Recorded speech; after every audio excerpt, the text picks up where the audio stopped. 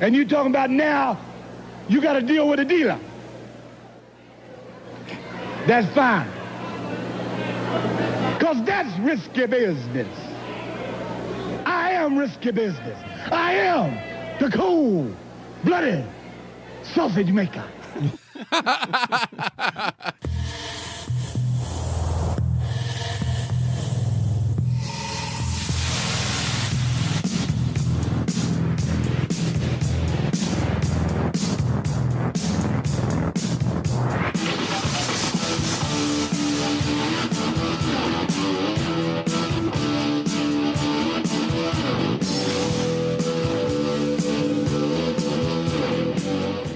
Oh, man. Welcome, everybody, to Juice Pro Wrestling, episode 48.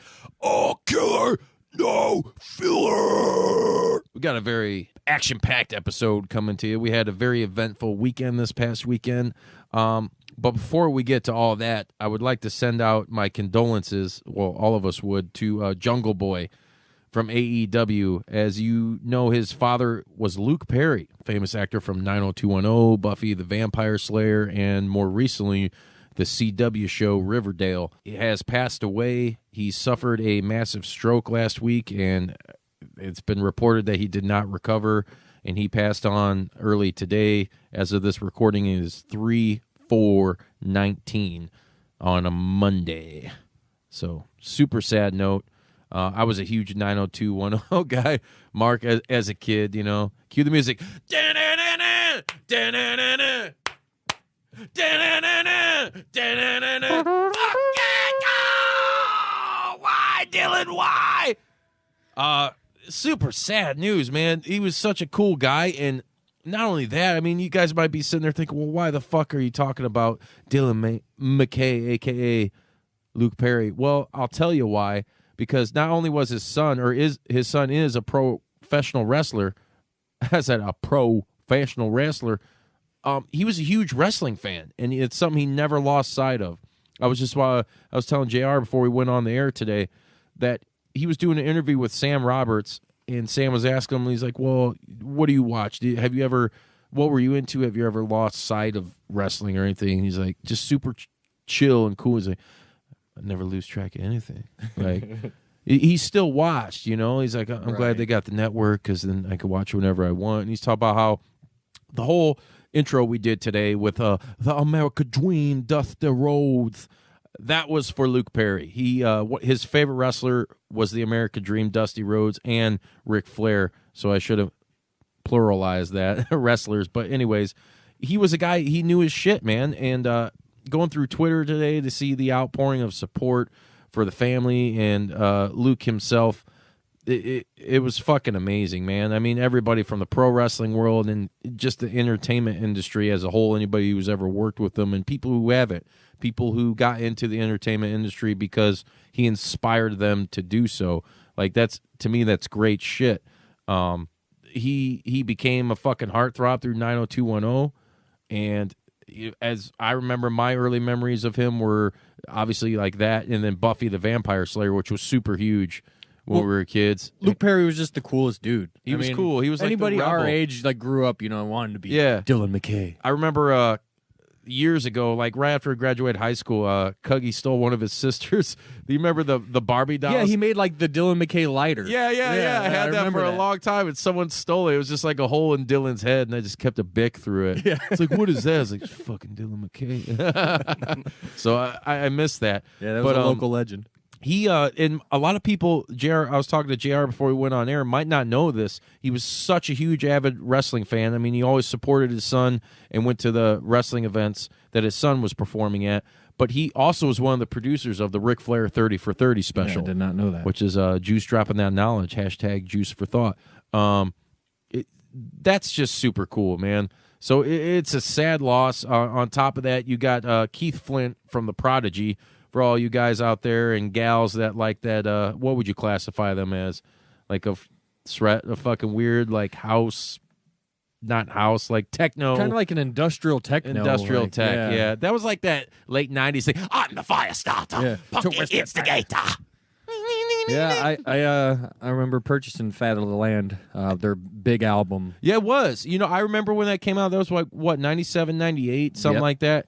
And the crab on the junior fucking... high, yeah. I here's the thing, and I'm not going to knock it for the sake of anybody that likes him. I am going to say I was surprised that there was a huge, like, even, Rusev was on Twitter, and he's like, oh, it's a horrible day, R.I.P. Keith Flint. Like, wow, man. Like, I didn't know. I knew they're big. They've been around for a while. I'd seen them at Riot Fest.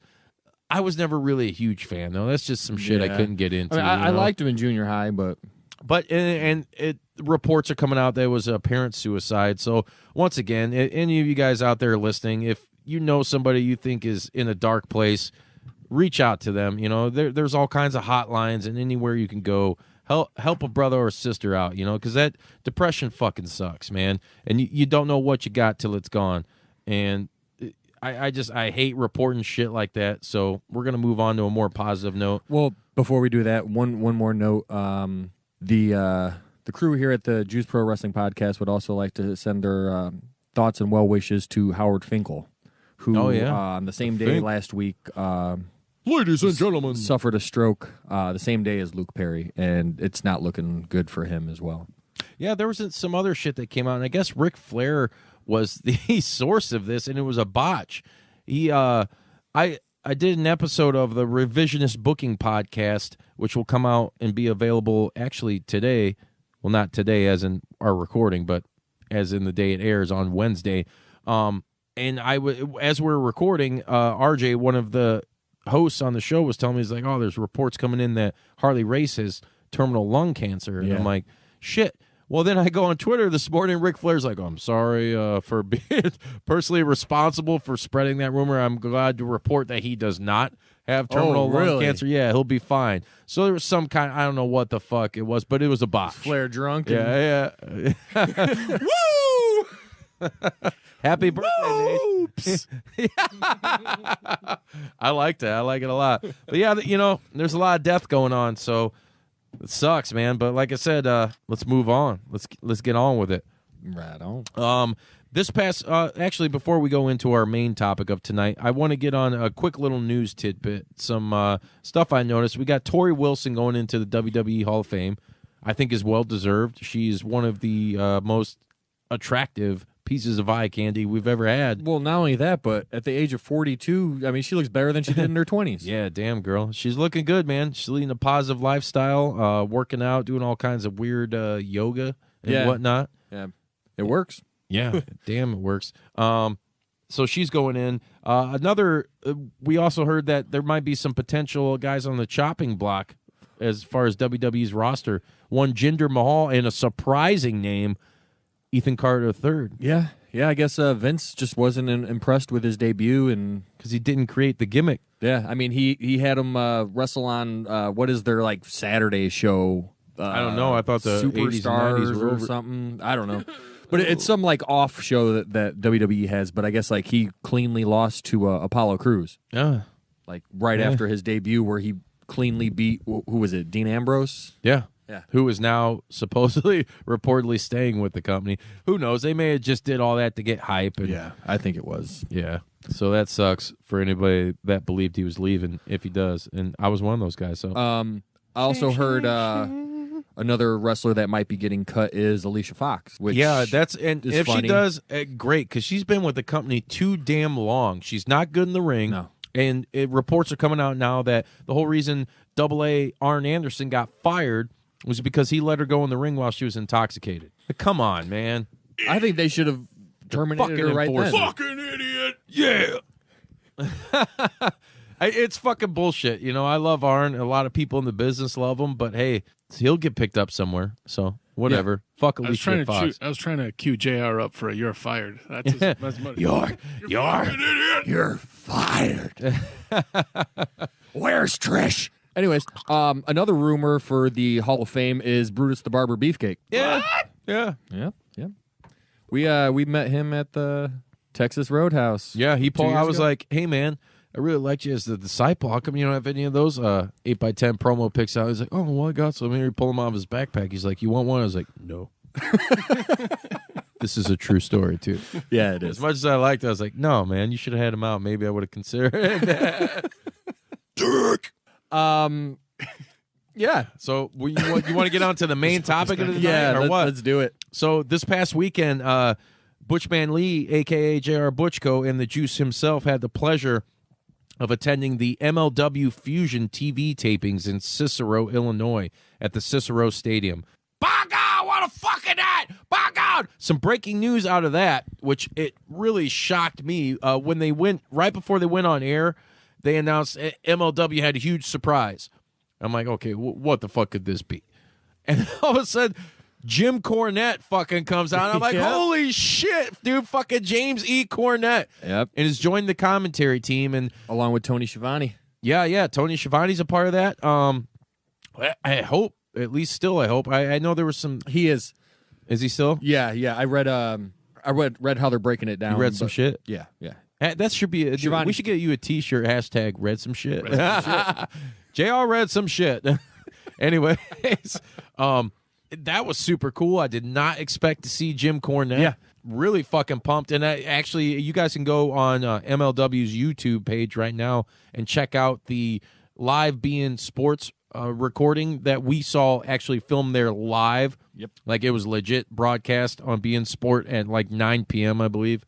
It was the matches they broadcast were the World Championship match, Filthy Tom Lawler, the champ, versus Low Key in a rematch in a cage. And then you had Pentagon and Phoenix versus the Laredo Kid and Taurus. A.K.A. Manitar. Yeah, right? And both matches were fucking cool. The cage match, it could have been a little something more. But anyways, you can go on the YouTube page and watch that. It was cool to be there and be a part of it and like be on camera and all that. And it was kind of a weird experience because we're there. And now, mind you, they're recording like a couple weeks worth of TV. Yeah. So we got there at what, like 6:30, 6 about o'clock? 6 o'clock, yeah. We didn't leave till fucking after midnight. Yeah. We had both our sons with us. And they were fucking, it's like, Dad, I'm hot. Andrew's still, I was like, shut up! Well, it actually worked out, though, that we brought the kids with because our sons wanted to cool off. So I go to take them, towards the door downstairs where it's 100 degrees cooler. And standing right there is Teddy Hart. Teddy fucking Hart. Yeah, taking pictures for free. Couldn't have been nicer. And so, I shoot Justin a text telling him, hey, Teddy Hart's down here. And before I think he could even read it, I came and got you, and then you got to meet him as well. Yeah, that was super fucking cool. I couldn't believe I was talking to Steve from Warrior Wrestling. What up, Steve?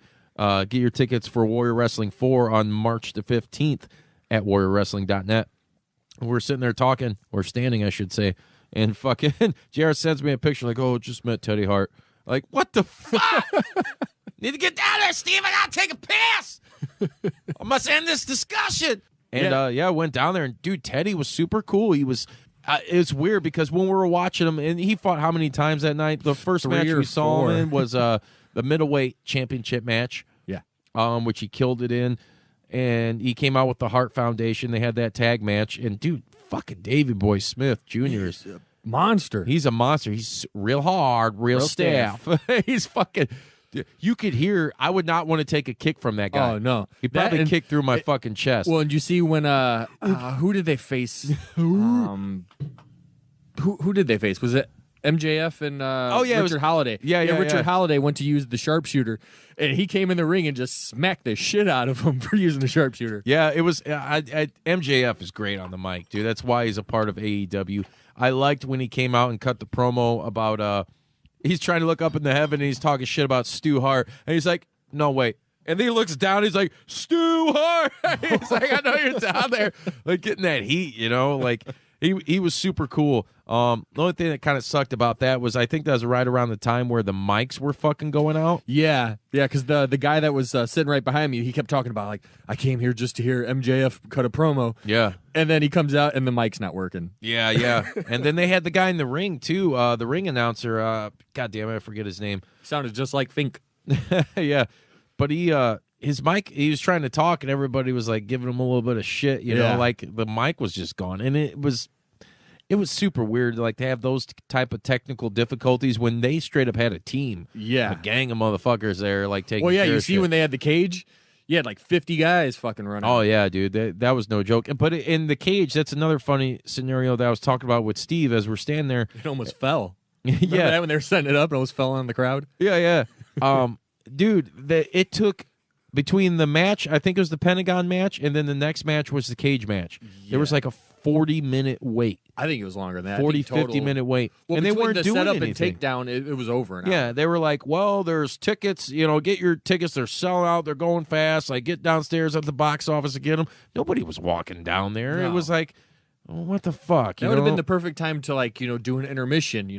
'cause they didn't have an intermission. Well, even if they didn't, at least like, hey, L.A. Park or so-and-so is at the table because they didn't have a lot of room for shit. Right. So I understand a lot of that. But even if you were to bring one big name out there that was sitting at a table and give them a half hour to do signings or like sell some fucking merch, that would have been cool. But that didn't happen. Well, another thing that as far as merch goes that I just didn't understand is they weren't selling Pentagon or Phoenix merchandise. They were. They ended up. It was towards the end because I said the same shit to Steve. And he's like, "Oh no, they got some stuff." And I turned around and look, and the same guy who was selling the masks, they had some shirts there. Oh, but it wasn't like the MLW merchandise thing, though. I think that was like an independent kind of guy. Yeah, a bootlegger. You know? Yeah. Definitely bootleg masks. Yeah. So, but I mean, they did have. There were some guys out when we first walked in. There was Simon Gotch was there. You had Gringo Loco who was sitting at the table, and then Ace Romero. Yeah. Or not? No, it wasn't Ace Romero. It was what's his name? Who's the Gambit dude? Oh, Ace Austin. Ace Austin. Yeah. Too many aces. Ace Austin. That guy. He was super cool, man. Wow. Sreten, you would have really dug this guy. He gets in the ring, right? He does. He's got like a Gambit kind of gimmick. How was his build, though? He had a good build. Yeah. Justin started sweating when he came out. So Yeah. Sweat. Let the muscles take control. He was like, "Ooh, I'm getting kind of wet." Yeah. Simon Gotch got boobs. Yeah, what was up with that? Dude, he shaved his mustache. I was And he like, grew what the some mustache? tits. And he grew some fucking tits. Those were titter tots. They were tits or tots. My eyes are up here, Jews. Right? Hey, you have a sloppy build. You're built like a sloppy Joe, goddammit. He had a real titty build. Yeah. Simon Gotch, man, dude, but it was so weird to see. But I was surprised that he's a big, thick-ass motherfucker, dude. Like, I don't think he used to be. I think his balls were busting out of his tights, man, from what I could see. But anyways, yeah, he did look oddly like I have never seen him in that kind of shape. Like, he had moves. He looked like Ric Flair wrestling on Nitro in like 97, 98, where you do a Flair chop, you just see his titty shake. Yeah, but at least Flair was like 60 at that point. Right. No disrespect to Simon Gotch, but we got to chat with Gringo Loco for a little bit. He was really cool. Yeah. Chicago native. Yeah, had a new hairstyle I saw where he like had the designs shaved in because I think last time when we saw him at Warrior, I think he had braids. Did he have braids? Yeah. He may have. He's always doing something different. Yeah. Always cool. Yeah. What's that? Pretty cool always. Yeah. And he's another guy that you can catch at Warrior Wrestling 4. And you get your tickets at warriorwrestling.net. Probably can't get that glow in the dark hat, limited edition. Guess who got one? J.R. Butchko. That's correct. Unfortunately, he's wearing the Steelers hat right now. But yeah. Anyways, I real quick because you guys kind of derailed me like we always do around here. Getting back to Teddy Hart though, the guy was super cool. He was selling the hell out of that rib injury. I don't know if he was selling it. Which- He might have just really had a rib injury. I think he might have had some 'cause- throwing up in the ring. Yeah, he was in the ring, dude. Like, and he was straight up puking. Like, and then he was on the outside, like do a waiting to get moonsault and tagged then in. throw up and then go back to the move. Go back and do a move. Dude, he was going hard in the fucking paint. Yeah. But he was like, it looked like he was spitting up blood and shit too, man. It started changing colors. So who knows what that's all about. Not to give too much away, but we were there, so we're gonna give quite a bit away. Right. Fuck it. Spoiler alert. Yeah. Your milk's been spoiled. Deal with them curdles. Anyways, Teddy was so fucking nice, though, man. I remember I was standing there talking to him and you were telling him about the painting you were doing for Brian Pillman Jr., and he was just like super like interested. Yeah. And there he was actually no paid like attention while you're no talking. like, hey motherfucker, I don't care about your shit. Like, Yeah. just super cool and into it, and Which he really was- surprised me because like the things I had heard about him in the past, like it seemed like he was just an asshole that was living off his name and couldn't have been further from the truth when you meet him. Yeah, super nice guy. And he was trying to walk out, and I was like, hey, Teddy, like, can I get a photo op with you? And he's like, yeah, man, come on. And I was just telling him, hey, man, thanks for coming back, getting your shit on track. Yeah. Teddy, as I was telling you, dude, he's been one of my favorites and a lot of people's favorites, and he's a huge innovator. People don't realize Teddy Hart's been in the wrestling scene for a long fucking time. He signed a contract with the WWE 21 years ago. Yeah. He signed a contract with him when he was 19 years old. Yeah. The youngest ever. But he was also the youngest ever to be released from a contract. Right. He was a fucking prick, though. You know? They said he only lasted a couple months, and then he told, and as he would say in his own words, he told it like it was. And unfortunately, I'm a victim of this circumstance as well. Is you tell it like it is. Not everybody likes to hear it. Well, they said he'd just be stoned all day, show up late to work. Like, well, that, and he would talk shit, you know? And I believe there was an altercation in TNA when he was there with CM Punk that a lot of people know about. Well, I guess he was suicidal at one point, because I had read where he said, he thought, at one point, like, do I want to wake up at 5 a.m. every day? Do I want to do this for Nobody my whole life? does, and I'm glad you said that, because I read a study online today. It says anybody that works before 10 a.m., like, that's basically torture. It's the equivalent to torture, like some scientific study I've that read was where it's like, wake up like forced by an alarm, force feed yourself, go to a job you hate. But that's life. Yeah. But yeah, I remember when I met Teddy, he just kept thanking. He's like, thank you so much for selling out the show. Yeah, he was very humble, man. Thank you for being here. Yeah, it's easy to sell out a show when you bring in talent. And that was like the main coup of MLW, dude. There were so many great wrestlers there, and even guys that we weren't necessarily familiar with. A perfect example was Fatu. Yeah. And you can find him on Instagram at Samoan Werewolf. He is the son of the Tonga Kid, which is I think his cousins are the Usos. Yeah. And and Roman Reigns and that whole, it's that Rock lineage. He's a part of that family. But he is on Hawaii. He can fly high. Dude, you missed some fucking shit. And we'll post videos on our YouTube page. JR got some really great footage. We're going to put that up as well in a little special, as long as it doesn't get taken down for copyright shit. Yeah. Court Bauer's all about the fucking copyrights, whatever. We're just trying to hype your product, bro. Don't pull a Glenn Danzig on me, man. Take it easy, bro. Take it easy. Anyways, there was some really great footage there in the cage match, right? Yeah. So Filthy Tom Lawler, I mean, it's on fucking YouTube right now. We're not spoiling shit. But Tom Lawler retains the title. And then after that, what is called the Contra unit now, which is, it's a combination of Simon Gotch. It's three dudes, Simon Gotch, Fatu, and then who's the other guy? I don't know his name. But he had like this weird satanic vibe going. It was like a red and black singlet with the like Manson-esque lightning bolt, the satanic lightning bolt going down the back. Yeah. He had the pentagram on the leg of the tights. And then he had the Sheiky baby boots. I was like, fuck, points. Man. Whether you like Satan or not, dude, I still want them boots. Those boots were made for evil. Those boots. Why don't I get them boots? Those boots were made for evil, and that's just what they'll do. But, man, the whole night they were coming out and destroying fuckers. And Fatu goes up on the top of the steel cage, dude. It was 30-some feet in the air. Yeah. Dude, his head, it looked like, and I think you could see it. I watched it this morning before I went to work. When he's standing on top of the cage, it looked like how they have, like, the top lighting, the stage lighting up.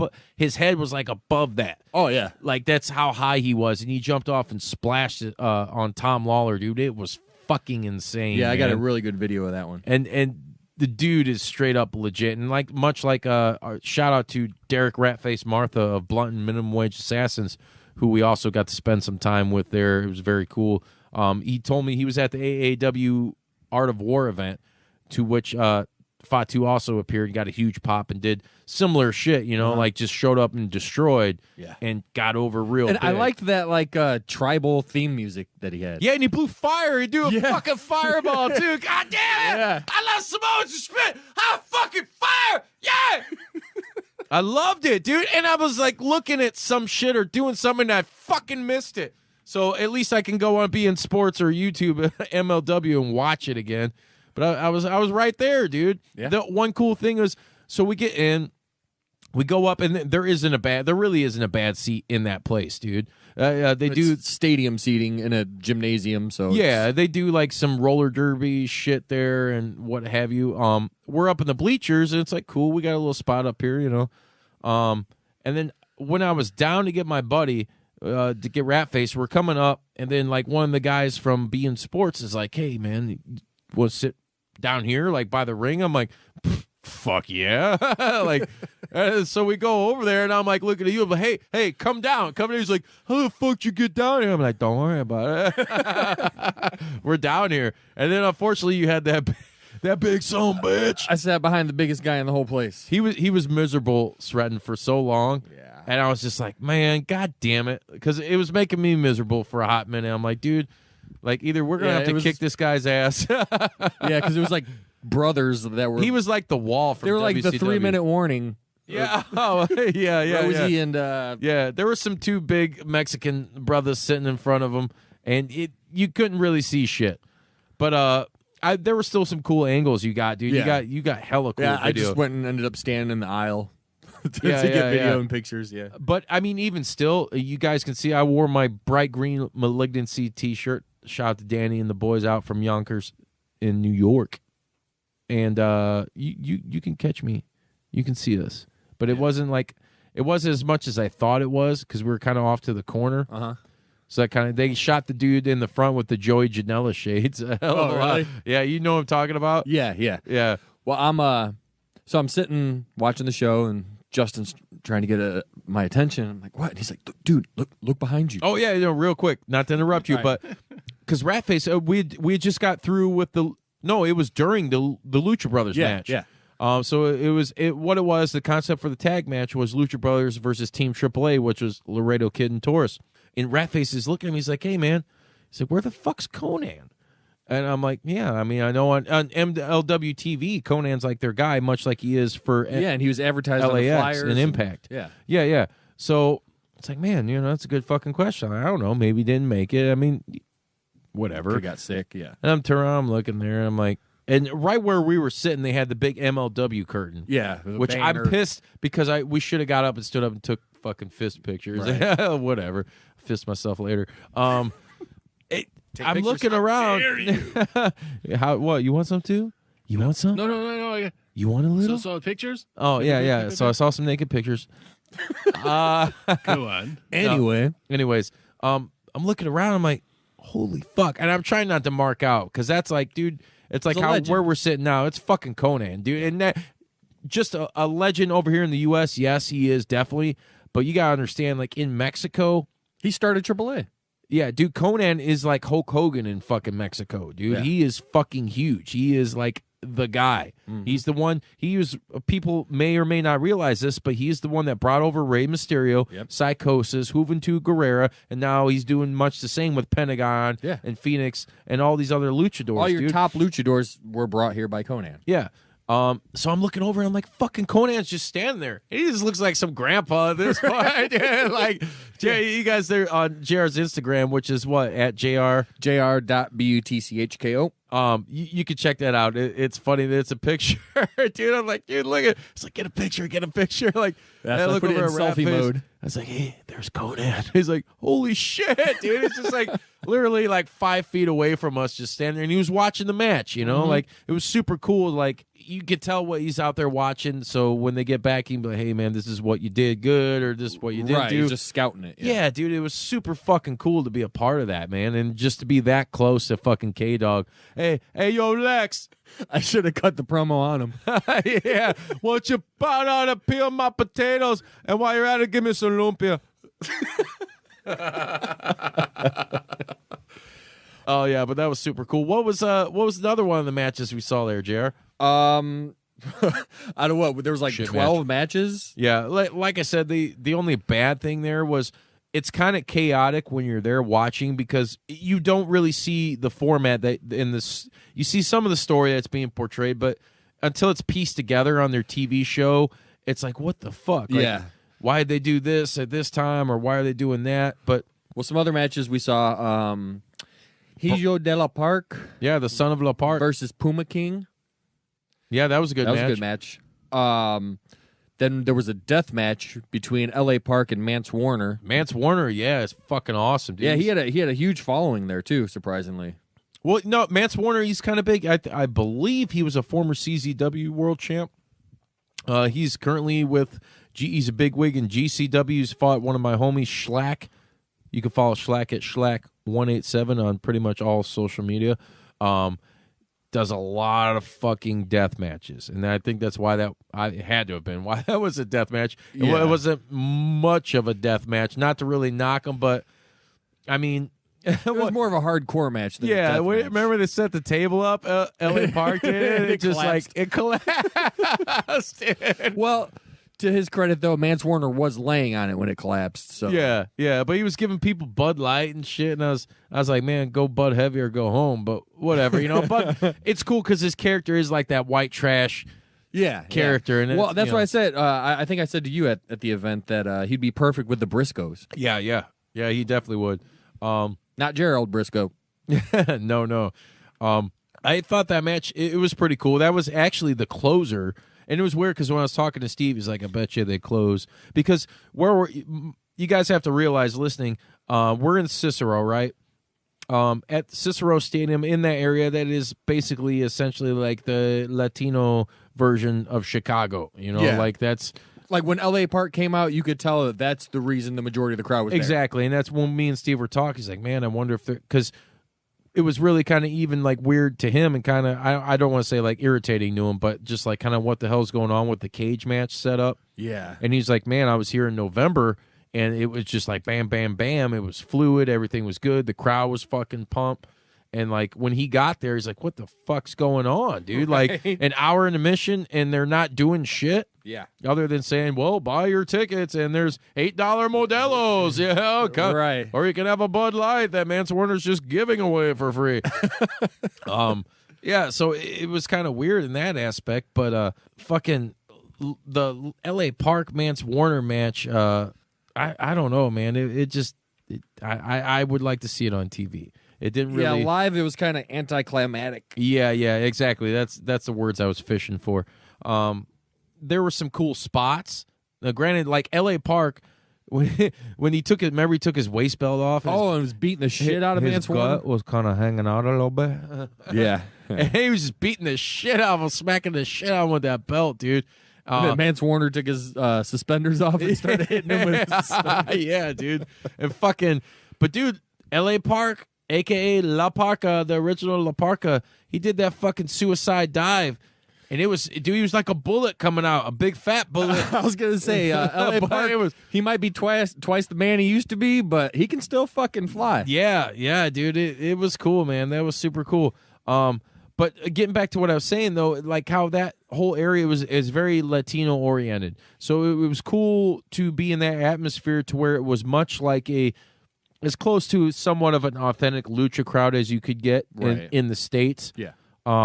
Like I don't know if we had said this off air, but the Lucha Brothers when they were fighting Taurus and Laredo Kid, how they were throwing money in the ring and shit afterwards because they did such a great job, and it was cool to see like the praise they were getting and how humble those dudes were, like Pentagon, like and them bowing, like thank you and holding up the money, like that's what I like about every Lucha Bros match. Like pretty much after the end of it, they show respect. Gotta respect the condom. Sammy, I'll put a fucking condom on your fucking tombstone. Gotta respect the condom. You fucking idiot. But yeah, that was McMillian. It was super cool. But yeah, it was a very in this one guy when I was standing there talking to Steve, he had this little weird Mexican mullet going on, which I thought was super cool. He was like a Mexican Kenny Powers. You're fucking out. He just kept cussing in Spanish the whole time, like whether good or bad shit was going on. He's just like, Mexican Tourette's. Chinga tu madre, puto.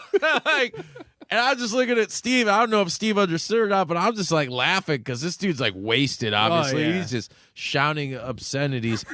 And then the old guy. The old man that was there, dude, who was it? The one guy, the satanic dude that came out with Contra Unit, and he getting some real fucking heat, dude. Like they were remind me of like Hollywood Hogan when he's like intimidating the grandma on Nitro. Yeah. This dude was in the old man's face, and the old man was like, good, and the crowd got fucking pumped, dude. And the old man, this dude was like 80 easily, and he's like flexing his muscle and shit, dude. It was fucking, dude, there were a lot of cool moments like that. What was it, the second or first time that the Contra unit came out? And it had that NWO moment, like when Hogan announced he was in there. Dude, people started launching fucking trash into the ring. Yeah, dude. yeah, I got a pretty good video of that on Instagram as well. There was this little Asian lady in front of me, and she like looked back, and her daughter the whole time was, all right, we get there, we're watching the match, and I start yelling some stuff, whatever. I'm high. To me, it's like a rock show, you know. I'm gonna have fucking fun. And her daughter, like every time I said something, would look back and like give me this look. And I just looked at her. I was like, sorry, it's going to be all night long. I was like, whatever. I don't give a fuck, dude. You know, I'm here to fucking have a good time. And she would end up being super cool, though, because I remember saying something about one of the wrestlers. I think it was Fatu, and she just looked back. She's like, how do you know what his name is or who he is? I was like, I watch a lot of wrestling. Yeah, then there was that guy sitting behind you that kept talking shit about Gringo Loco, and then finally I just had to go off on him. Yeah. There were a lot of trolls in the audience. Well, because like everything Gringo Loco would do, he's like, "You fucking suck." Yeah, you fucking suck. The crowd was I going turned around, I was like, Loco. and he's the one that's in the fucking crowd or in the ring right now performing, and you're sitting in the crowd. I said, so why don't you just shut your fucking mouth? He didn't say another word after that. No, because they didn't say shit because I heard them talking. They're like, when I stood up, and they're like, man, that guy in front of me is way bigger than I was like, don't fucking say shit. I'll throw my fucking kid at you. He'll whoop your ass. But no, AZW bomb. Yeah, right. Shout out to Andrew Zappa Wallace. The little Asian lady in front of me, so they start throwing all that shit. And then she had a bunch of Gatorade bottles, empty Gatorade bottles. And I look at her, I was like, just do it, throw it. And she got so excited, dude. It was so, she was there, it was like her husband and their two daughters. And these kids probably weren't, maybe, they're like middle school age or whatever. And she's like, fuck it. She looked at me, she's like, fuck it. She picked it up, started chucking it, and she chucked it in the ring. And then I was like, all right, cool, mama, cool. And the next thing you know, she's like chucking like 2 or 3 more. Like, it's like, holy shit. And Anders, I look at him, he's got the empty Sprite can. He's like, I looked at him, I was like, fucking do it, dude, throw it in there. And I think he was nervous because the kid's got a good arm. Yeah. And he didn't really want to throw it hard because I think he thought he was going to get in trouble or something. Well, he fucking throws it, dude. And he ends up hitting this old dude in the front row. It didn't even clear over the fucking ring. And the guy looks back, and I'm kind of like, oh, shit. Well, then once the crew came in to clean it all up, the crowd's chanting like, sweep, sweep, sweep, sweep. Dude, it was fucking great, man. Our homie Jeremy was out there from Black Label Pro. He's the referee, which you can catch. He's going to be at Whoomp There It Is. Shit, should I segue into that real quick? Fuck it. Yeah. Whoomp There It Is. I thought you knew. It's coming up this weekend on Saturday. It's with Bruce Pritchard and Conrad Thompson. 2 shows for the price of 1. Yeah, that's right. You can catch a live podcast, maybe one of the last you'll ever get to hear of that tag team tandem, since Bruce Pritchard is with WWE now. But it's in Crown Point, Indiana. And you get it, what it is. It's a Black Label Pro is crowning their first ever tag team champions.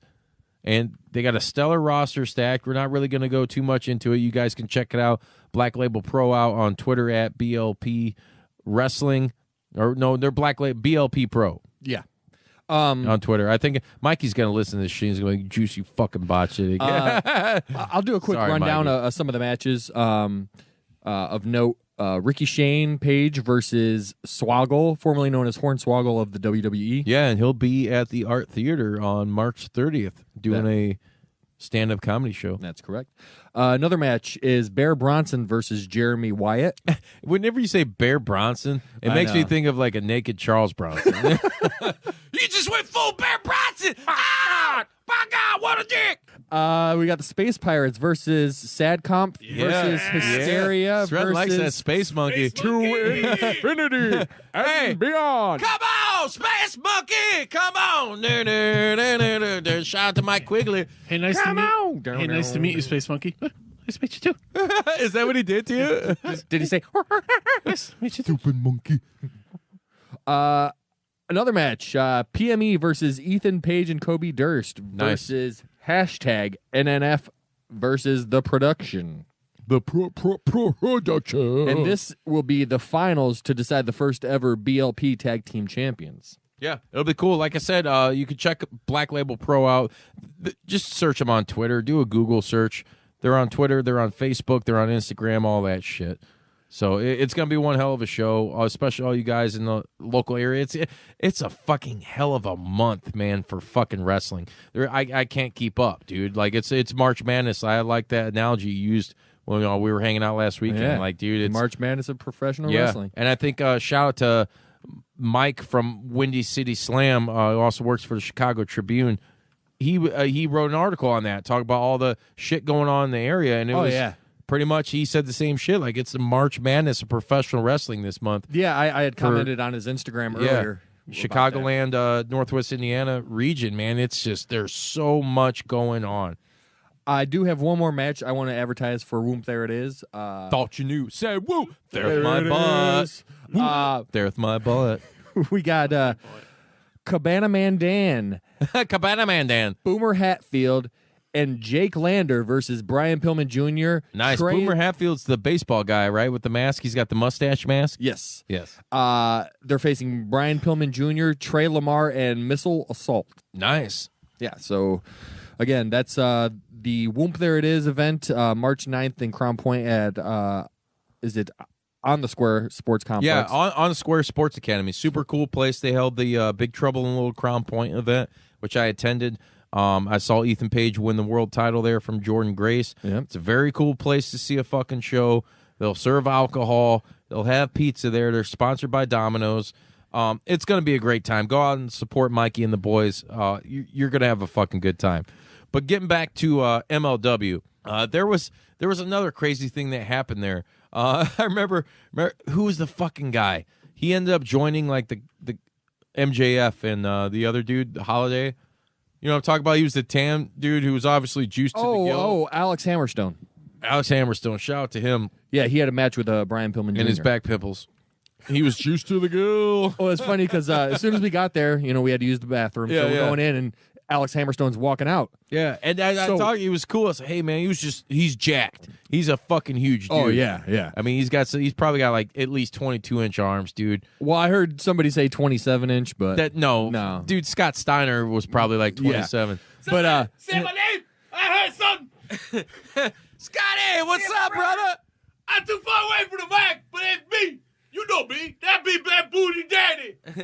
All my freaks out there, my hoochies. Where's my Daisy? Scotty, there's so many things going on right now.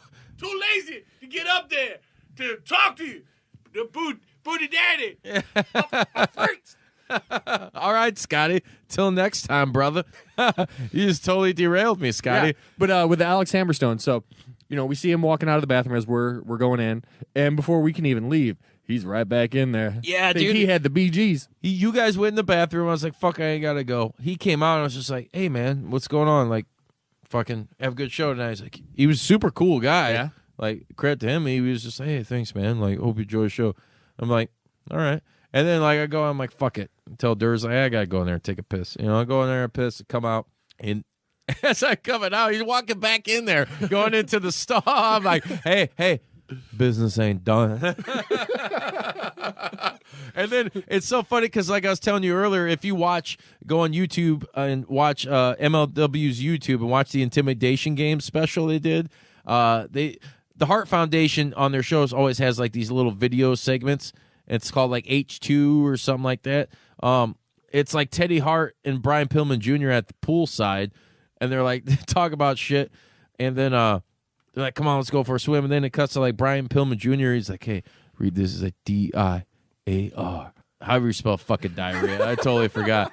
But he's like, diarrhea. Like, well, what?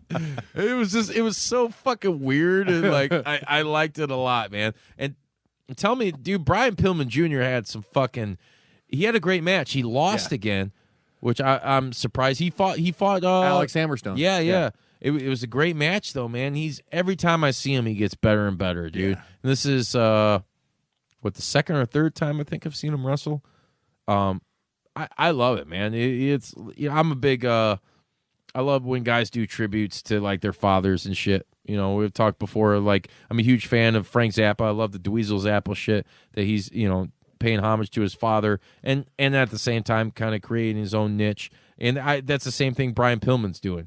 He's paying homage to Flying Brian Pillman, the original loose cannon, but at the same time, he is carving his own niche. He's not a carbon copy, you know? Right, and he's only been wrestling for like a fucking year. Like a little over a year or something. Yeah, dude, he's... you wouldn't know, man. It's like, it's in his fucking... That's legit. Like, this shit's in your blood, dude. Well, I love the spot he did with Hammerstone where he ran to the corner and then ran back, and it looked like he was going to do like a diving drop kick, and then he just landed, and Hammerstone had covered his face, and he took his hands away, and he just smacked him. Yeah, dude, that was great, man. It's fucking awesome. And I loved it when he was out there with the Hart Foundation. It's weird because MLW's got some kind of cheesy, cheap kind of theme songs for their guys. But some of them are really super cool, dude. Yeah. Like, I love the Hart Foundation one. It was dope as fuck, dude. Yeah, I like the Contra one, too. Yeah, the Contra one was good. And even, yeah, dude, I like Tom Lawler's. Yeah. Like, Tom Lawler's becoming a Midwest or Northwest Indiana staple. Yeah, dude. He's been around. I was talking to Steve from Warrior, and he's like, man, we've been trying to get him, you know. I like him. He's one of those guys too, and he was a big deal in UFC, dude. Yeah. And he's transitioned really fucking well. And that's a thing you're seeing a lot of now in the last couple years, dare I say several years, is these UFC guys that, not that they can't cut it there, but that for whatever reason. Would you say he's the best to transition from UFC to WWE or to pro wrestling? No, I think it's been Matt Riddle by far, dude. Yeah. Not to take anything away from Tom Lawler. I mean, those two. I'm trying to think. Was that the match maybe that was at Black Label? Mikey's gonna fucking jump my shit again because I'm botching shit. But I thought it was Tom Lawler versus Matt Riddle, at one of the Black Label Pro shows. But anyways, if I'm wrong, sue me. Matt Riddle's a fucking dude. He's a diamond in the king rough, of bros, bro. He's got that fucking dope ass music too, man. I you're gonna see a lot of that though. Tom Lawler does a great fucking job. And here's the thing, because do you remember back at like how long has it been since like the initial boom of like the whole MMA thing? It's been like what, 5, 6, 7 years now, maybe 8. Probably closer to 8, yeah. 8 or 10, we'll say, where it really like captivated America. Yeah. You know, it had been around for 20 years or whatever. It was when already. you had your Chuck Liddell on top, your Anderson Silva. That's when everybody was into it. Yeah. And they don't really have a lot of the names now, but there's still, you know, you can still see some fights. Anybody catch what happened this past weekend? No. Saturday? No. I mean, John Bones Jones fought, but did he? The dude's suspended every year for, you know, doing coke or steroids, so it's like I don't even care about him anymore. Oh, excuse me. Sorry, I blew my nose. I had to blow my nose. I can't watch him John 'cause Jones I can't was get a over student. that he's a cheater. Yeah, Even I don't like not- it. even No, if he's not a here's cheater, the thing. I feel like Here's he's the a thing cheater. why I don't like watching UFC. I can't get over that they promote a cheater like that. You know, like, I mean, hey, we're gonna change cities so he can fight. You know, like the that's dude's fucked up. been fucked up and hit a pregnant lady in his car and shit, and you know they say okay to that. Hey, whoop, there it is. I thought you knew. That was bad. That was in poor taste. I apologize. But yeah, anyways, fuck you, John Bones Jones. What the fuck's your problem, man? Get together, kid. But what I'm getting at is back then there was that huge boom, and what I felt was pro wrestling at the time was, I mean, it was stale. There was some cool stuff going on here and there, but it was at that time people were more or less, the main wrestling audience was still with WWE, and at that time the product was like, it fucking sucked. Yeah. So and whether MMA fans or enthusiasts or whatever you want to call them, want to believe it or not, a lot of that audience was your fucking pro wrestling guys. Mm-hmm. And it took over, dude. And I think now it's kind of shifted to where, okay, wrestling is, and a lot of this is thanks to like the Young Bucks and all that shit that's been going on with them and a lot of other promotions, and guys on the indie circuit that have made wrestling fun again, made it fucking super believable, made it more about the athletic competition, and just done some wild shit that we really haven't seen before. And now to where you have these UFC dogs who were like, I'm top of the mountain, fuck you. Now they're looking at, oh shit, I want to go there because I know I can fucking make money. I know it's a long-term career. It's a long-term career. Exactly. I'm not necessarily getting fucking brutally kicked and punched in the head. Yeah, like every match, your opponent isn't trying to hurt you. Right. You know, they're trying to make it look real, but still take care of you. Whereas in UFC, they're fucking wanting to end your career. I mean, it's a bit. If you're not, I'll put it this way: if I was an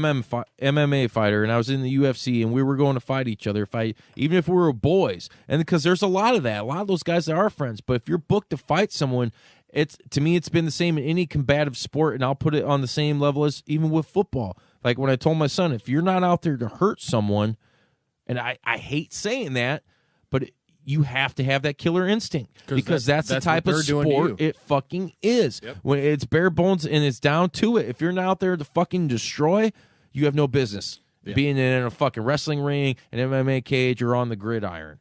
Yeah, that's just the reality of it, and that sucks. And a lot of those guys now are looking at wrestling as maybe an ulterior motive, and hey, we can make money. And there's a lot of guys and females that are transitioning, and it's great. I love seeing that shit because, dude, every Johnny in the fucking world was coming out when it's MMA, Monster Energy drinks, no fear, no fear, affliction shirts. I've been afflicted with a feeling. Tap out. The feeling that you're white trash. Oh, yeah. No offense, but that's the way I felt, you know? Like, it was like, God not damn, only that, man. but they would say, like, oh, I'm a UFC fighter. Like, no, you're an MMA fighter. Like, you fight for Hoosier Fight Club. You're not in the UFC. Yeah. You know, but they wouldn't say MMA. They're like, oh, I'm a UFC fighter. Like, no, you're mixed martial arts. There's a big difference. Yeah, it's just MMA. But so, yeah, it's good to see those guys getting in. That's my whole end of the story on that. It's good to see those guys getting in the pro wrestling and fucking tearing it up for the ones that really are doing it, like your Matt Riddles, your Tom Lawlers. You know, I don't know if I want to say Ronda Rousey, but she's kind of coming into it with her feud with Becky. At least the verbiage and the online, the heat building. Oh, that's the hottest building thing I think right now in wrestling is that feud. Yeah, because it's starting to get real. And here's the thing: it's starting to blur lines. Yeah, and it's so easy for that to happen because it is WWE. Because there's their YouTube is like 40 fucking million subscribers or some shit. It's fucking ridiculous, dude. That's like Sreten, we were talking, what was it, last week? It's like all it's going to do is that's a product that's like Coke or whatever. It's so familiar and people are so attached to it. And is it fucking lame and stale right now? Yes. But all it's going to take is that one fucking moment. It doesn't take much. No, for everybody to realize, oh, shit. It's a perfect example. We were all, fans of the 80s growing up in the WWF era. I started to get more into WCW in the early 90s, and then once NWO shit came out, I was done, dude. WWF was, what the fuck is that, you know? And they were really bad at the time. Duke the Dumpster Drosy characters and shit like that. How dare you talk about Duke? I like Mike Drosy. We're friends on Facebook. He's a good guy, but I'm just saying characters like take that back right now. Yeah, right. I can't you do take it. that back. All right, thank you. You're welcome. There was a lot of that shit going on, so I looked at WCW. I was like, man, dude, this is legit shit. And for one, we've said a million times on here, the NWO shtick, you didn't know what was going on. Right. Like that blurred the lines more than anything I've ever seen. Are they really taking over? Yeah. So once something like that happens, it's kind of like, fuck, man, you got to jump on board, But then along came Stone Cold and fucking all that shit, and it got a little more interesting. And then I kind of came back. I wasn't like fully back because at that time, when you're a kid, you only know what you're able to watch. And at that time, WWE, Vince's vision was just we're global, they were on everything. Yeah. So of course you're going to know that. But then you found, the TBS or the TNT shit where you found WCW and then later ECW. Now you're a fan who's been more conditioned that, hey, there's more out there. much like there is nowadays. And nowadays, it's fucking insane. Yeah. You just can't keep I up. mean, nowadays, everybody can have their cup of coffee in the big time. Oh, yeah. Did somebody just come on and talk about a cup of coffee? Speaking of which, if you guys want to hit up Hot Tag Pins on Instagram, they currently have a promotion going. If you use the code PPEXPO, that's PPEXPO, you'll get 40% off your whole order, not including T-shirts, but it'll help them out because they're trying to make it to the Patches and Pin Expo in Austin this May. So, again, they got some really cool shit on their website. So if you want to visit it again, that's Hot Tag Pins on Instagram. Use the code PPEXPO, and you get 40% off your order, not including T-shirts. I just ordered some pins and stickers from them. Got some cup of coffee in the big time pins for me, the Juice, and Sreten the Savage. Really, really good quality, and the stickers are fucking awesome. Never seen any other site with anything like it. So again, that's Hot Tag Pins on Instagram, code PPEXPO. And one thing I just saw that Black Label Pro has announced, they have quite a few things in the works coming up. They got a lot of shit coming up, man. They got Whoomp There It Is.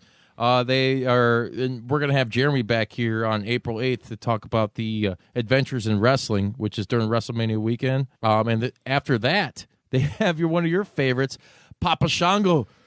Oh, no. All aboard! Yeah, and the Godfather. Hey. Train! Pivot it easy. Yeah. Light up a fatty for this pimp daddy. Spark that hydro up and say, pimpin' that easy. Yeah. It's going to be fucking nuts. In South Bend, Indiana, they've already booked one tag team, Butcher and the Blade.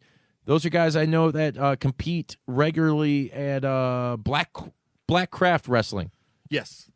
Once again, PCO is another guy. Oh, did I tell you guys, too, by the way, I'm friends with D. Destro on Facebook. The creator of PCO is not human? Yeah. No, it's so weird because it's opened up. I never knew much about him, but then I found him. I forget what his real name is. You guys will have to fucking search that. But I got on there, and he was like this strongman type dude, and he's like legit, man. Like it's so even though he's like so like I don't know if he's like just like old scrawny, or white, scrawny, but he's got muscle, dude. Yeah. Like he's super crazy, and he's just like implementing his training on PCO. He's super crazy? Did you see the thought he was latest D. PCO video from last week? PCO with the nail in his nose? No. Which one did he do with Destro? It's Destro's doing some nunchucks. He's got real nunchucks. Oh yeah, and he's like He's smashing glass breaking and shit with and he it. starts hitting. He just starts whipping the fuck out of PCO with it, dude. And he's like, taking more. He's not human. But yeah, one thing I did want to mention for Black Label Pro is June 1st, they're going to have a show in Highland, Indiana. Oh, we'll be there for that. And Jimmy Jacobs is going to be making his debut. Yeah, Jimmy Jacobs is fucking awesome. He's writing the program right now on Impact Wrestling. He's doing the whole Dark Alley, Sue Young, and Rosemary segment and the Dark War, which I really thoroughly enjoy. He's also a former 5-time Ring of Honor tag champ and former WWE writer. Yeah, well. the Zombie Princess. They got pissed at him because when the Young Bucks and the Elite, they did the Bullet Club came and did their shit outside of Raw, much like DX did back in the day. They took a picture with him. Really? He was like outside there. And got a picture yeah. They fired him because of that. Pretty much they fired him because of that shit. Yeah. So but Jimmy Jacobs is super cool. He's got a great mind for the business, I think. I wonder if he's going to be taking on Psychosis at that show. Who knows? Psychosis is going to be there, and that's going to be at the Lincoln Center in Highland, Indiana, which hasn't hosted wrestling in like almost 20 years. Yeah. So it's a big deal. It's super cool. Once again, that's June 1st. Black Label Pro. You can check them out on Facebook, Twitter, Instagram, and get information on tickets. Yes!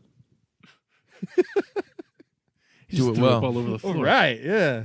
Sreten, we had such a great time at MLW, but we're kind of missing. There was a giant shadow cast over us. Yeah. Steve was like, "Where the fuck is Sreten?" And I had to tell him, like, I don't know, he's probably at home looking at himself in the mirror. Yeah. In this stretchy pants. I couldn't make it. Yeah, I know. I was buying tickets, and then I hit you up on Instagram. I was like, "Hey, you gonna go? I'm gonna buy tickets." And you're like, "Maybe." Yeah. Like, all right. He's like, "I It's don't know." very professional. Yeah, I guess. What exact day and time, and how much time will I be spending, and how much is it, and where is it? It was $10. What is the distance? And I just was. And I drove. Yeah, I was real boring about my response, so it's probably better I didn't go with you guys. I think your I think you response would've had was a good just time. maybe. Oh, really? Oh, I hate maybeing stuff. Maybe sucks. Yes or no? Maybe is garbage. I Right. apologize. Yeah. I'm saving most of my energy for Warrior Wrestling 4. It's gonna be nuts. That's coming up here on, like we said, on March 15th. We're gonna have a table there. Guys, come up and talk to us. We want to hear from you people. Why the hell are you there? Who are you there to see? What do you think about Warrior Wrestling as a whole, as an entity? And personally, they're like my favorite promotion. Does Sreten's handsomeness intimidate you? Yeah, his are all handsomeness or very his questionable. stinkiness. He's European. He's got the stank to him. That's a He's joke. gonna beat the shit out of you after this. Ow! Fuck! Ah! God! Do it again. Do it again. I'm sorry, Sreten. It hurts so bad. He wet him up with tears. Shit, never talk shit to a giant, god damn it. Ah! I've been waiting so long to see that. Oh, yeah. It's too late. I heard that song earlier today, and it just fit well with what we were doing, so I used it. But yeah, Warrior Wrestling's going to be off the hook. They just announced, too, that Jordan Grace is defending the Progress Women's Championship against Victoria, a.k.a. Lisa Maria Varan. former owner of the Squared Circle in Chicago. That's right. So that's going to be off the charts. We're going to get an appearance from Stone Cold E.T. Hell yeah. And what's in my ass? What? You didn't put the napkins in the bag with the chicken. So we're shout out to Stone Cold E.T. and all them guys that do that shit. Check them out on YouTube. Fucking, we were watching this after we went off air last week and having a good time. We watched the Jake the Snake drive-through. And this fucking dude just nails it so fucking hard, dude. Like everything, like yeah. You didn't put the napkins in the back. Napkins in the back. Yeah, fuck it. I'm going to tell you how to be a man. Napkins in the back. And I'll show you. I'm going to introduce you to your mouth as you're talking out your ass. Yeah. That's it. You didn't put the chicken in the bag with the napkins in the back. You put them in the back. He's like, sir, I can't understand you. Pull forward. You didn't put the chicken in the napkins in the bag. That's so stupid. I think he wanted to DDT the guy at some point, too. I read a DDT. Oh, man. But, yeah, check that out. I'm super excited to see, like, even people like that and to meet all you guys, and everybody's going to show up there. And not only that, you guys are going to get a double dose of the juice this week, as I also recorded an episode of the Revisionist Booking Podcast with Mike and RJ. RJ being from Canada, Michael being from Highland, Indiana, which is in our neck of the woods. Michael Berry Sr., we also saw him at MLW. Great dude. Had a super awesome time on their show, so check it out. They're available on blog. They're on Twitter. I think it's at Revisionist Book is their Twitter handle. What happened is what their whole shtick or their gimmick, if you will, is they rebook pay-per-views. But what we did was kind of a special occasion, and instead of just booking a normal pay-per-view like they usually do, or rebooking, I should say, we were like, hey, let's do an Ultimate WrestleMania. What is your, and I mean, these guys are solid down to the T, like of, okay, who's your announce team? Who's going to be the guy in the back calling shit? And it was super cool, like just as us being wrestling fans and podcasters in general, we had a lot of similarities going on. It's like your broadcast team, I think we all chose like Bobby Heenan, I had Jim Ross and Tony Schiavone, who I know RJ picked as well. There were a lot of cool similarities. Who's your ring announcer? Like the Fink obviously had to be the guy.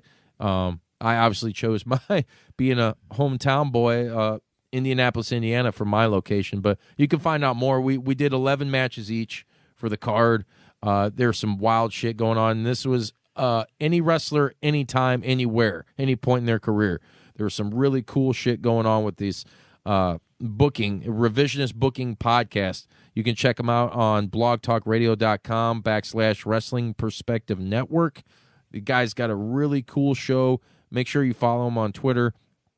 And you can, I know Michael, he hasn't sent me any kind of, I don't think he's on Facebook or not. Maybe he is, but I know RJ is. Anyways, just check these guys out. They'll give you information on where to contact them. I'll get you more in the future, but super cool dude, super fun show. We had a great time doing this thing, and we had a lot of laughs. We drank a lot of beer while we did it too. And it was cool drinking beer with RJ while he was in Canada, and we were doing a lot of Canuck jokes. But yeah, those guys are super awesome. Michael, I had quite a few conversations with him at MLW, man, and he was super pumped. And he's one guy I've been trying to get to come on the Juice Pro Wrestling, but life and scheduling happens. So sometime soon, hopefully, we'll have him on here, tell his story, and explain his podcast a little bit more for you guys in the future. Another thing I want to just bring up real quick is something we talked about last week is the Mania Crawl. And Mania Crawl is taking place during WrestleMania weekend. Now, what that's all about, it's basically a huge bar crawl for like wrestling fans, and all the proceeds go to benefit Connor's Cure, which is helping to combat pediatric cancer. So a super awesome cause, much like we said Warrior Wrestling is, they like to fund the scholarship for students at their school. That's what this bar crawl is all about. You can check them out at ManiaCrawl.com. It's taking place in April, during April 7th to be exact. It starts at 12 p.m. You can get your tickets at ManiaCrawl.com. Follow them on Twitter and Instagram at ManiaCrawl.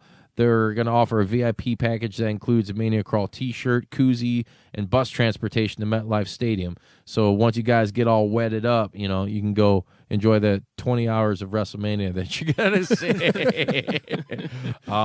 Yeah, but hurry up and get your VIP tickets because there's only 55 of them available for purchase, and they may very well be sold out right now. So jump on that shit. It's going to be held in Hoboken. I keep wanting to say Hobarkin.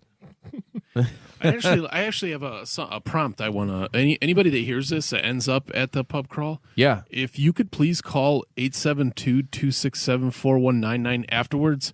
I'm pretty sure it's going to be the highlight of your day. I'm pretty sure you're going to have more positive things to say about the pub crawl than WrestleMania. Prove me wrong. Call the number. Yeah. We definitely want to hear about it. Well, we're not just saying the shit. I believe in the cause. I think it's going to be a good time. Real good. It is a really good cause. That's the hashtag Sreten challenge. Yeah, right. Do it up, man. We definitely want to hear about your guys' experience. What kind of beers you guys were drinking, and by the time you got to the show, were you just absolutely bored out of your mind that you were at WrestleMania? I like that, Sreten. That was a good idea. That's why you're the fucking maestro of the Green Door Network. I'm very curious about the whole thing. So, don't you know? I had to get my 2 cents in. I want to apologize for being so quiet this week. It's about you guys fucking had a really, time. really exciting weekend, and I didn't know how to contribute without constant derailing. Yeah, you could have contributed when I was like, hey, I'm buying tickets. You want one? Yeah. It's like, no. Maybe. I'm cool on that. Maybe. I gotta sell some used books. It's like, I already saw the Lucha Bros. I looked up the fight card, and there's my His cousin. good build ratio is real low. He saw what L.A. Park looked like now, and he's like, nah. Yeah, it's like, oh, man, I don't want to do that. It's But like no, we had a great 2019 L.A. I Park. don't ate the- need to see a big fat dude being athletic. I'll be like, I can do that shit. Yeah, then he pulls a hammy. Running down the bleacher seats. I thought you meant like a hammy sandwich. Oh, While I'll be eating a ham sandwich, running down, all like, I'm going to go do a flip. And I'll blow out my hammy. Yeah. There you There'll go. be mayonnaise everywhere. Moon's over my hammy. Shout out to Denny's. Right? That'd be like a perfect In this big guy episode, we shout out Denny's. Well, hey, man, that was a for you out there listening that don't Grand know, slam. that was a fucking wrestler's wet dream back in like the 80s and 90s, man. You always see them dudes at Denny's like the Sheik and Hacksaw after they get through doing a bunch of blow or whatever, sitting at Denny's like, man, this Grand Slam breakfast and moons over my hammy is the shit. Right? Understand, you get 2 eggs, you get bacon, you get... This is crazy. Fucking eggs or I put you a clutch and make you humble for the fucking eggs. And I fuck your ass. Yeah, fucking hard. Real hard, real stiff. Oh, my God.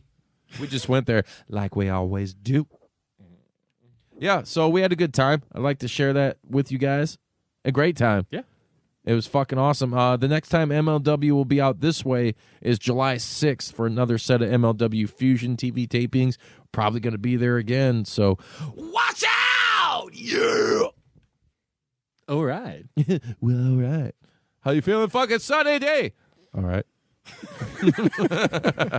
Sunny D's always doing cool. He's the guy that sits in the corner of the Green Door studio and doesn't say much. He's the Invisible Man. I was going to say, where is he? No, he just passed away where'd he too. go? Rip to the Invisible Man. Oh. He's getting over on Twitter more than we are. God damn it. Thank you guys for tuning in for episode 48. Once again, I'd like to reiterate, Warrior Wrestling 4 is coming up on the 15th of March. We will be there with a table interacting with you guys. Stop by. We're going to have some cool shit. We're going to have a raffle. You guys can win some really cool wrestling memorabilia.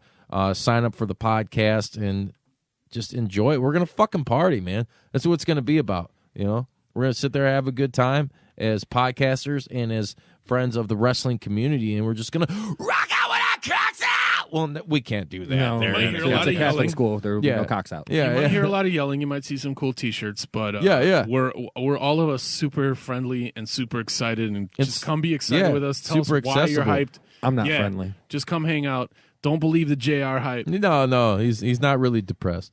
Our faces usually hurt from smiling.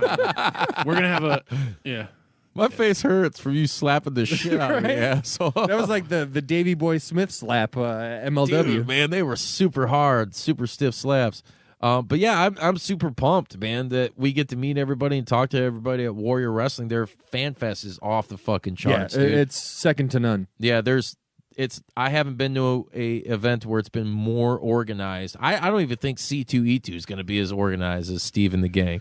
It'll definitely be more organized than MLW was. Yeah. MLW, that's like really the only thing I can have negative to say was it was just kind of, you know, all over the place. Like, what the fuck is going on?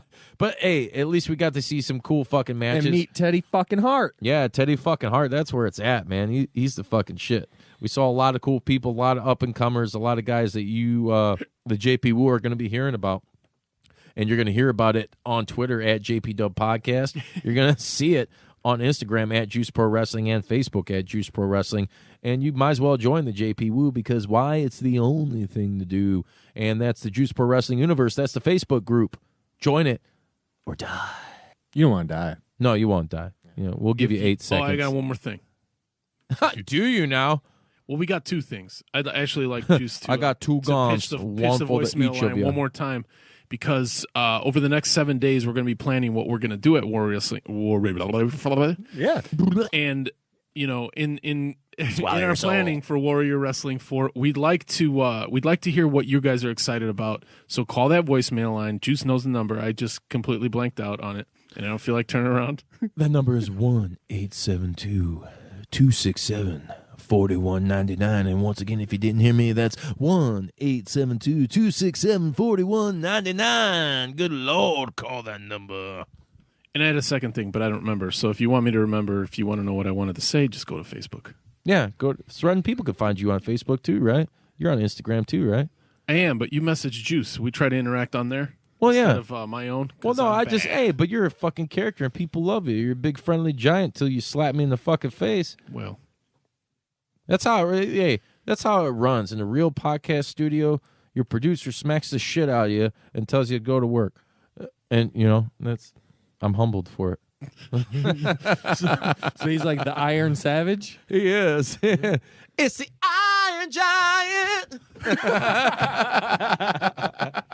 I love it.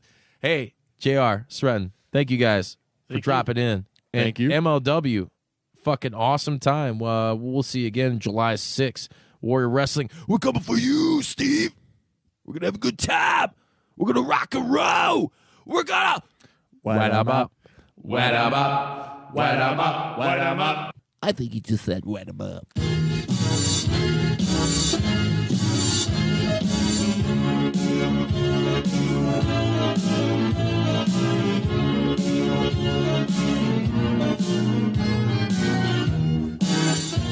You going to do sex to me?